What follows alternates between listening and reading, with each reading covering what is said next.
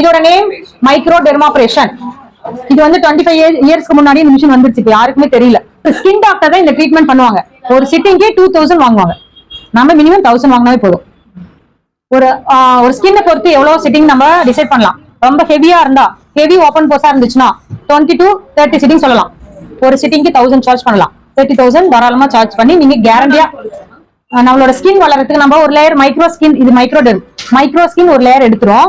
நம்மளோட அந்த ஸ்கின் வளர்றதுக்கு கிளைகாலிக் ஃபீலிங் பண்ணாலும் மைக்ரோ டெர்மாப்ரேஷன் பண்ணாலும் ஸ்கின் வளர்றதுக்கு 7 நாள் ஆகும். 7 நாளுக்கு முன்னாடி நீங்க எதுவுமே பண்ணக்கூடாது, காயமாயிரும். இல்ல 7 days போதும். ஹெவி ப்ராப்ளத்துக்கு 7 days, மைல்டு ப்ராப்ளம் அப்படின்னா மந்த்லி ஒன்ஸ் 15 days ஒன்ஸ் போதும். மேக்ஸிமம் இருக்கு, ரொம்ப ஃபாஸ்ட் இருக்கு. ஓகேங்களா? இதுல வந்து ஏர் ஆகும். இங்க பாருங்க, இவ்வளோ தெரியுதா? இவ்வளோ டைட்டா இழுக்கும் ஸ்கின்ன, தெரியுதா?